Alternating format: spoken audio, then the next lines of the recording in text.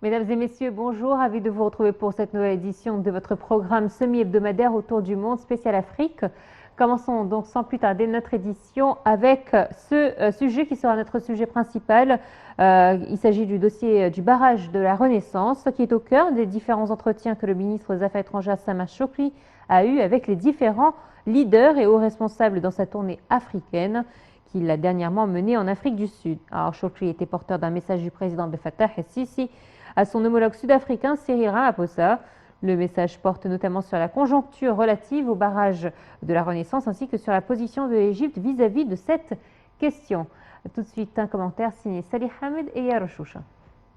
Le dossier du barrage de la Renaissance est au cœur des différents entretiens que le ministre des Affaires étrangères Sameh Shoukry a eus avec les différents leaders et hauts responsables dans sa tournée africaine qu'il a dernièrement menée en Afrique du Sud. M. Shoukry était porteur d'un message du président Abdel Fattah el-Sisi à son homologue sud-africain Cyril Ramaphosa. Le message porte notamment sur la conjoncture relative au barrage de la Renaissance ainsi que sur la position de l'Égypte vis-à-vis de cette question. Le ministre des Affaires étrangères a mis l'accent sur l'intérêt de l'Égypte à poursuivre la coordination et les consultations avec l'Afrique du Sud vu sa notoriété dans le continent. Le chef de la diplomatie, à ce propos, tenu à apprécier les efforts déployés par l'Afrique du Sud concernant ce dossier, notamment lorsqu'elle assumait la présidence de l'Union africaine.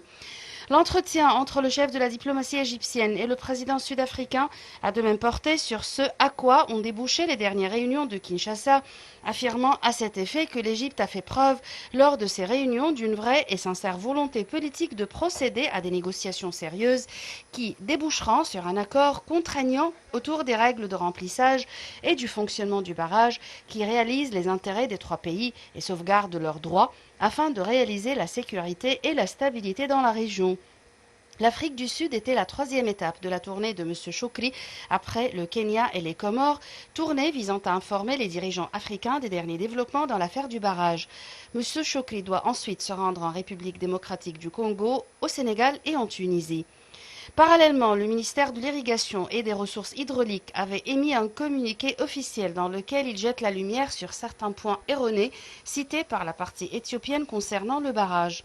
L'affirmation éthiopienne selon laquelle le bottom outlet ou les sorties basses est capable de faire passer les eaux moyennes du Nil bleu est une allégation erronée car la capacité actuelle de sortie d'eau ne dépasse pas les 50 millions de mètres cubes par jour pour les deux ouvertures et cette quantité ne répond pas aux besoins des deux pays en aval.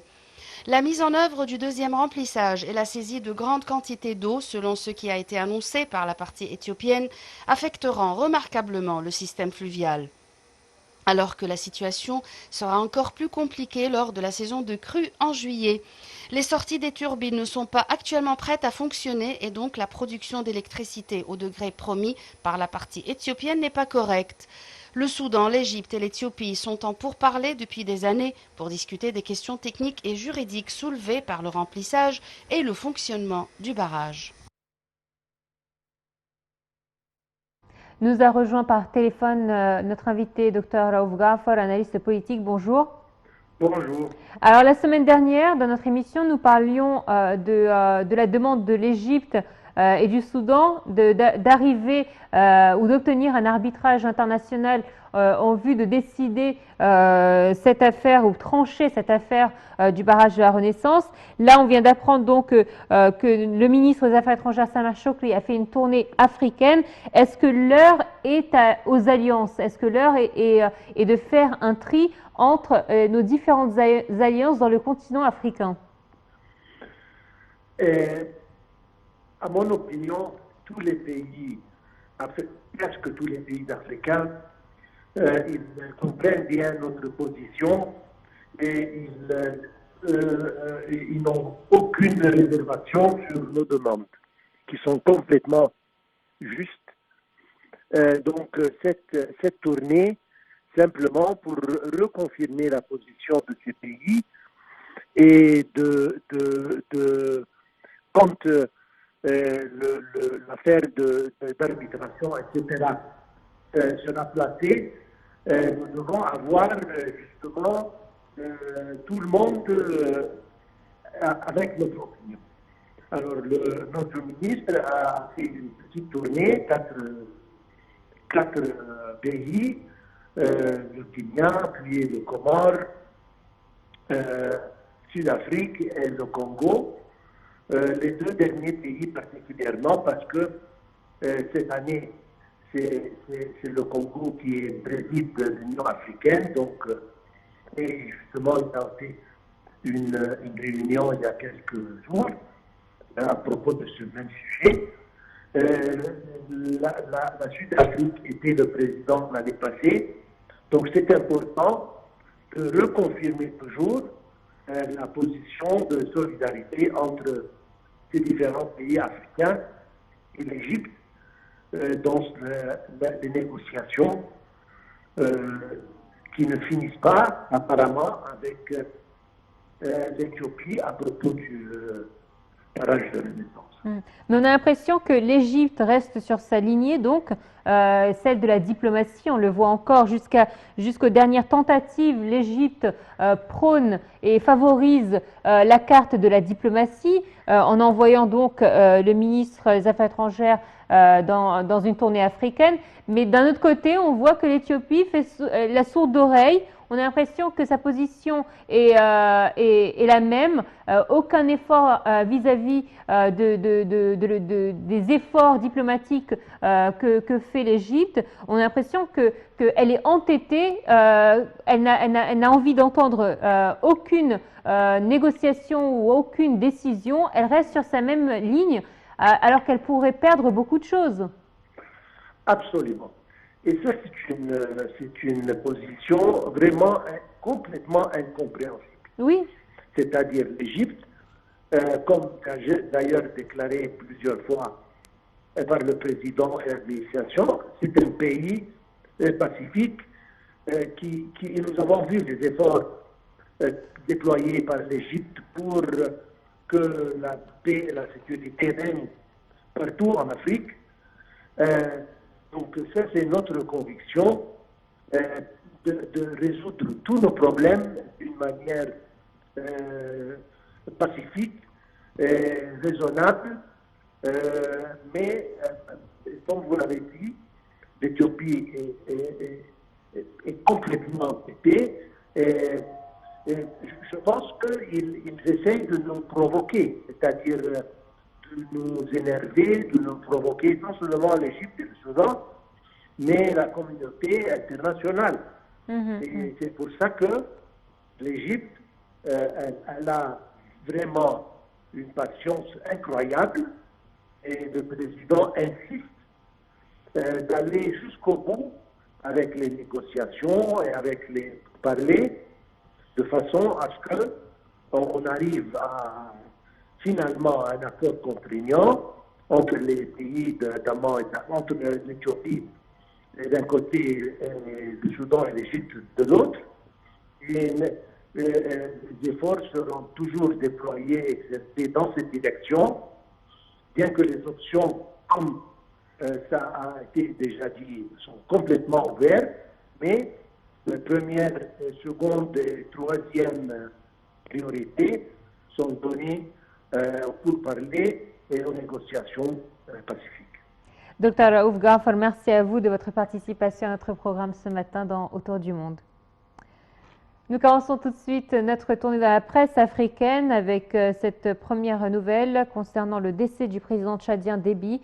Le président Abdel Fattah el-Sisi a envoyé un message de condoléances suite au décès du président du Tchad, Idriss Déby. Le président el-Sisi a déploré en son nom et au nom du peuple égyptien la mort du défunt, présentant ses condoléances à tous les frères africains pour la mort du président, leader patriote et sage qui a beaucoup fait pour son peuple et son pays, a déclaré le président Abdel Fattah el-Sisi dans son message. Le chef de l'État a indiqué que le défunt s'était sacrifié pour sa nation et avait déployé des efforts pour servir les causes africaines face aux divers défis. Le président el-Sisi a imploré Dieu d'accorder sa miséricorde aux défunts et la patience à sa famille, souhaitant paix et progrès au peuple tchadien. Justement, on reste au Tchad, alors que Mahamat Idriss Déby, fils du président tchadien, Idriss Déby a pris le pouvoir hier. Ses rivaux dénoncent un coup d'État institutionnel. Les principaux partis d'opposition tchadiens n'ont pas été convaincus par la charte de transition établie.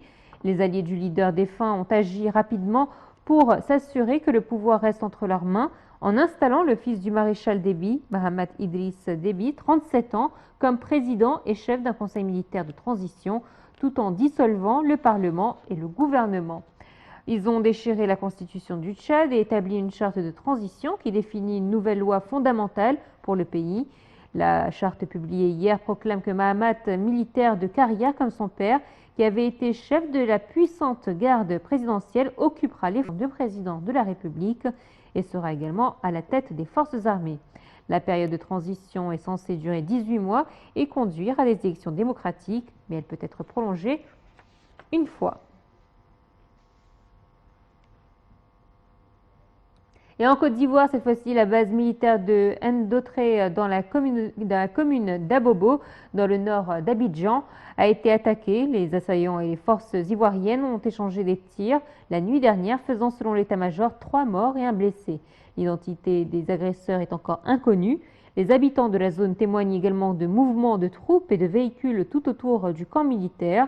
L'après-midi, le calme est revenu. Les habitants vaquent tranquillement à leurs occupations, même si l'on note des barricades à l'entrée du camp et des soldats en faction.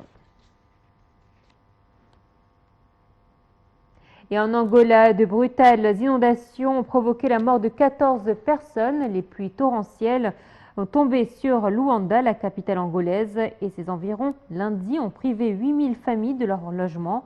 Après que l'eau se soit battue durant près de 7 heures d'affilée, le bilan provisoire de ces intempéries fait état de ponts effondrés, d'arbres déracinés et de véhicules submergés par les eaux.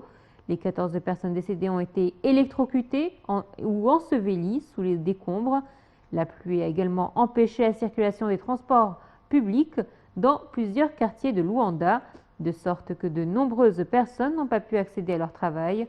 Des pluies accompagnées d'orages sont attendues dans la province de Luanda au cours des 3 prochains jours, a déclaré le porte-parole des pompiers.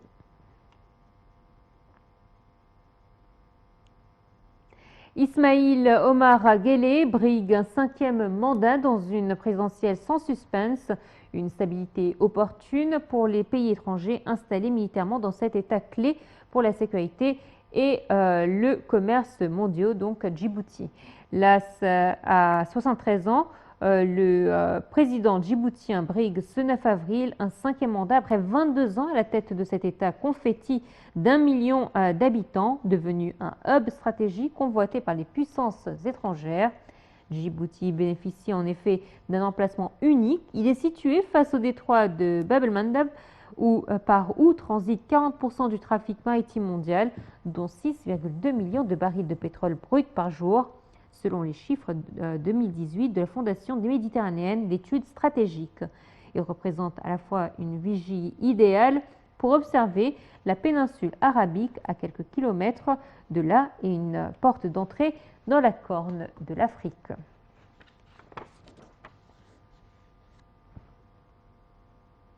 Et enfin, la FIFA a procédé au tirage au sort de l'épreuve de football des Jeux Olympiques 2020 qui se dérouleront du 21 juillet au 7 août 2021 à Tokyo.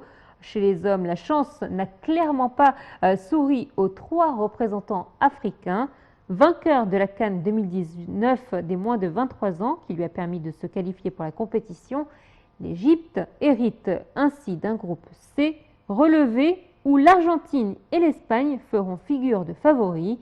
Les coéquipiers de Mohamed Salah, espérés pour le tournoi, devront faire le plein contre l'Australie et viser un exploit face à l'un des 2 cadors cités. Même configuration pour la Côte d'Ivoire qui, pour sa première participation, va devoir se coltiner le Brésil, tenant du titre, et l'Allemagne dans un groupe D où l'Arabie Saoudite sera l'adversaire le plus abordable.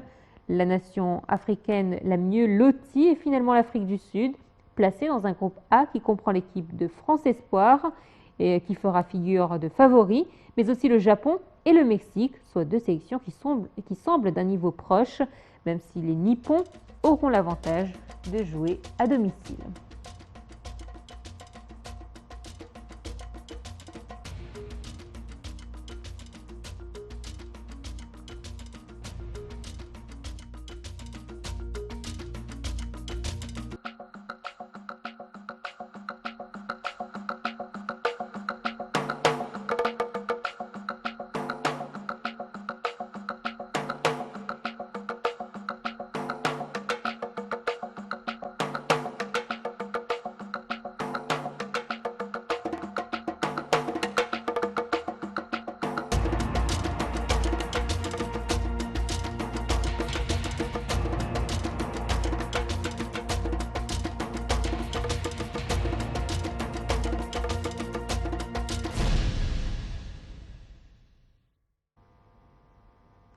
Ouais, c'est la fin de notre édition. Vous avez donc rendez-vous les lundis et les jeudis pour votre émission Autour du monde spéciale Afrique.